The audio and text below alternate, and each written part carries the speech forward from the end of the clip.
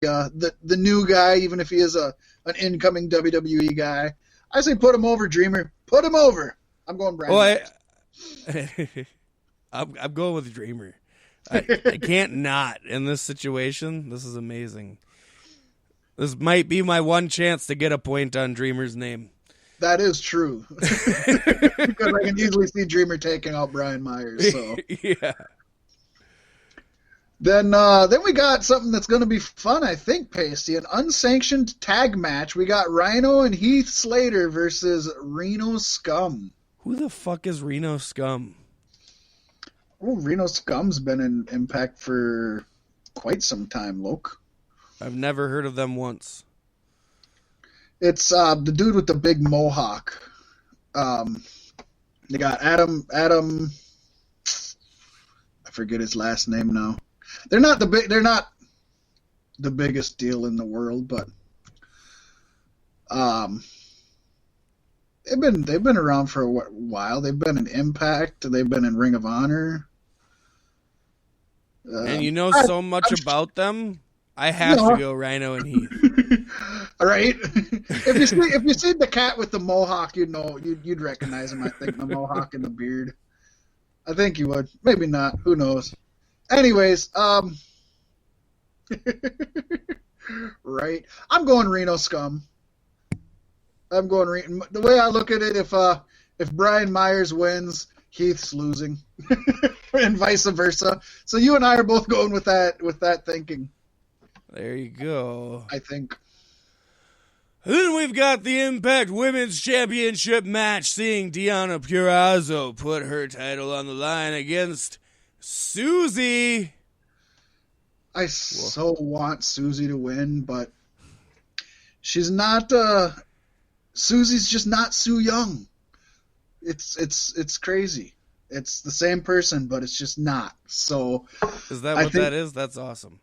Yeah. Oh yeah. Susie's just like So is this like her normal side? A Cupid. Yeah. She's not the undead bride. She's just she's a poppy kind of Cupid kind of. She's a Cupid. You know what a Cupid is? It. A quarter pound. Okay. Not a Cupid. $400. KEWPI. I think Deanna's gonna beat the shit out of her. I'm going with Deonna Purrazzo, even though I love my girl Susie.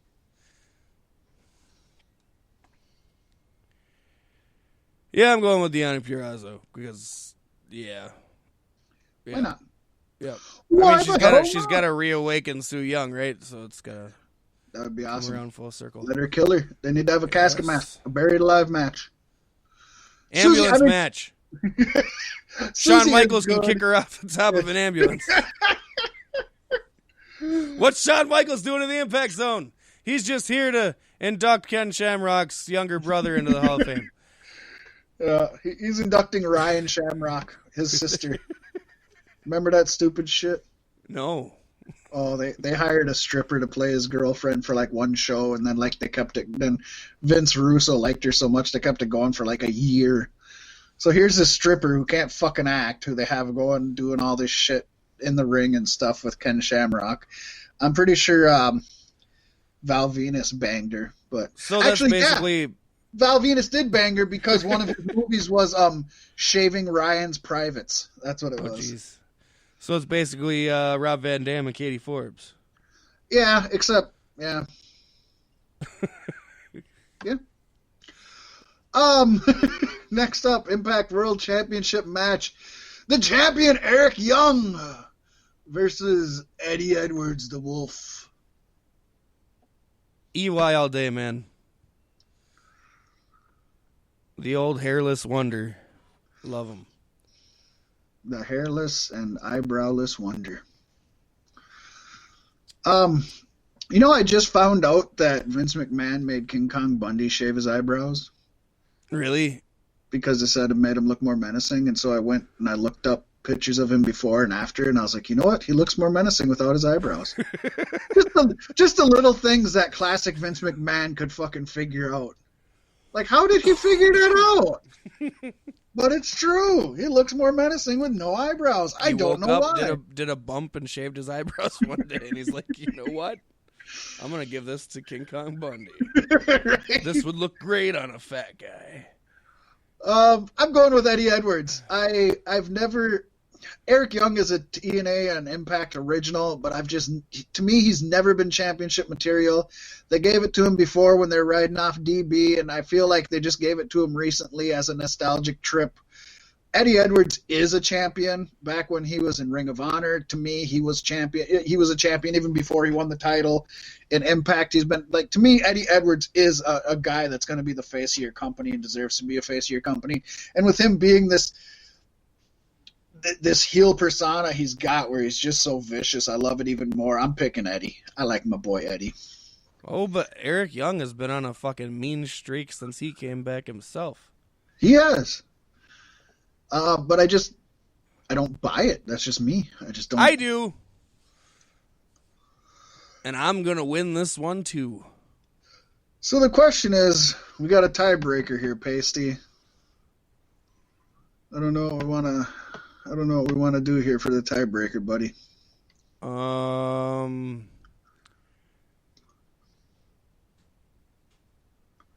Is the TBD Matt Cardona?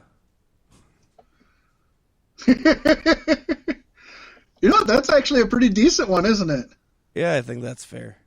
Okay, well, go ahead and pick it, buddy. You get first picks. Yeah, I'll say yeah.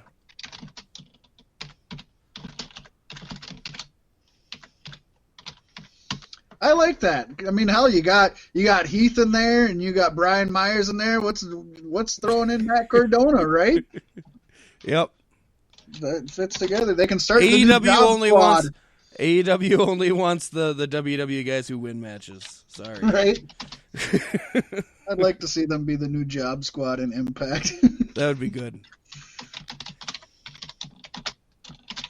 I'm really looking forward to seeing Heath do his thing in Impact because I haven't seen him actually do a match yet since he's been with or attempting to get signed. Is this still... Yeah, it's unsanctioned. He's still trying to get signed. He's still trying to get signed. Oh, you know what? Well, if I would have known that before, I probably would have picked Reno Scum. I mean, you can still change it. I'm not going to. All right. I'm a man of my word and a man of my convictions. I will say, though, I love him and Rhino have such good chemistry that yes, it's going to be fun. Yes. Oh, then we're moving on, Pasty, to NXT TakeOver 31. Already, they pushed the first TakeOver. Now they're pushing this one pretty quickly, ain't it? Yeah, that's why Kyle O'Reilly's in your main event. Oh, my God. Well, Wake Pasty, me up when TakeOver ends. We're starting this one out with hopefully is the opening bout, either this or the Cruiserweight bout, because I think this one's going to be a hell of a slobberknocker. Kushida versus Velveteen Dream. Two super talents. One's just a little creepier than the other. Yeah, I don't want to go with them, but I got to go with Dream because Kushida, much like who was the one? He's in Bullet Club now. Oh, Kenta. Yeah, Kenta.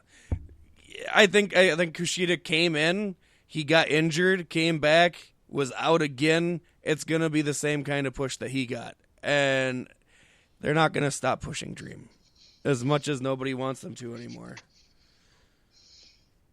That's all solid, and I don't have a good reason for picking Kushida, but I'm going with the time splitter. Kushida. I want to see Kushida get a win. I really do. I just think you should not put him up against Dream because we all know how Triple H is with him for some reason. Right. It should be a good match. Yes. Then we have injured. Yes.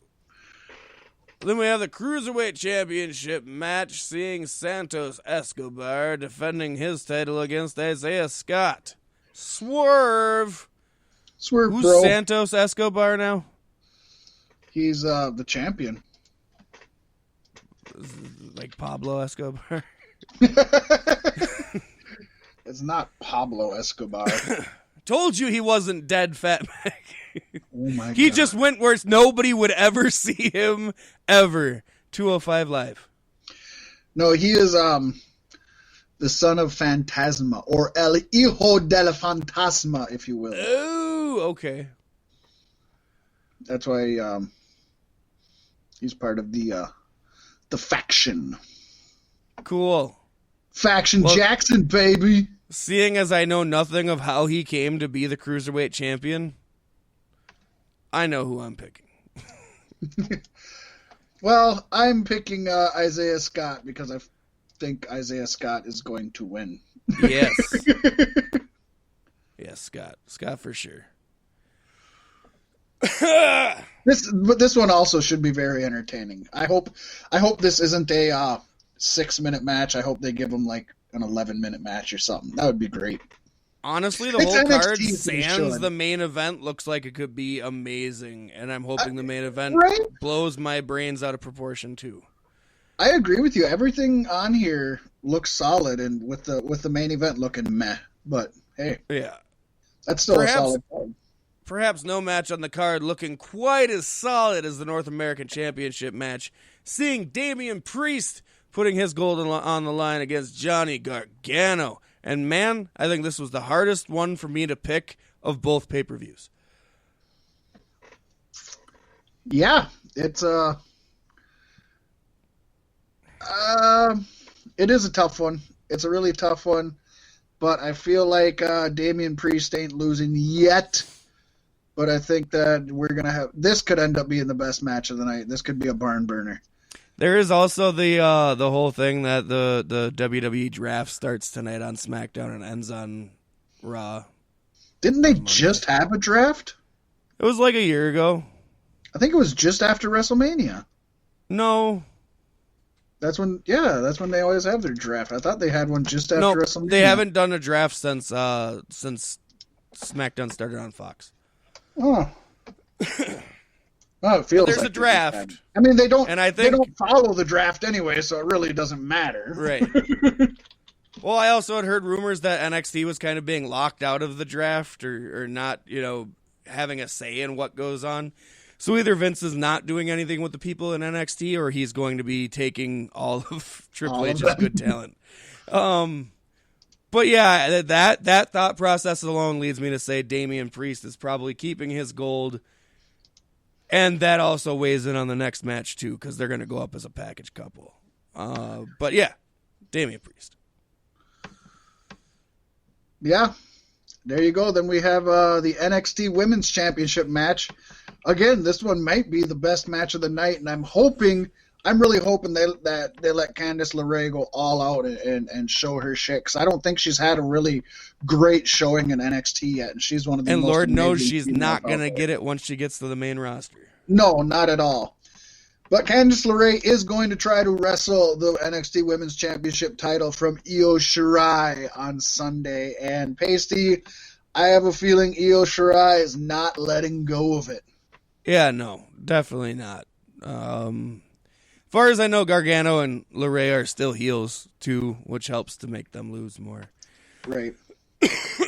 And as you mentioned, if this draft is coming up, well, this draft is coming up, not if it is, but if NXT is involved in it, I can easily see Gargano and Candice LeRae coming up together. Yes. And I feel so bad for them once they get there. Yeah, both of them. Oh my gosh, Johnny Gargano. He's such an amazing talent, but he's such a small guy that Vince is just never going to want to do anything with him.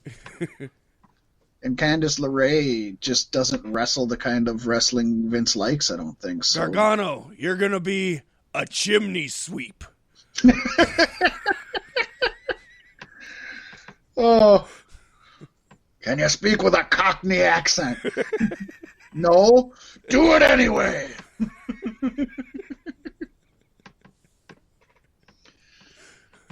Really good shit.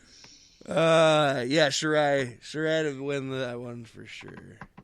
Why not? Which brings us to, God, I'm hoping we're just shitting on this, and it's gonna be the best thing we've seen in a very long time. I just don't think it will. Because we are. I gotta say, Balor coming back to NXT has done far less for me than Balor on NXT in the first place and Balor on the main roster. I guess it's done less for me than Balor in the first place on NXT, but more than Balor on the main roster for me. It's just it's weird. I don't know. I don't feel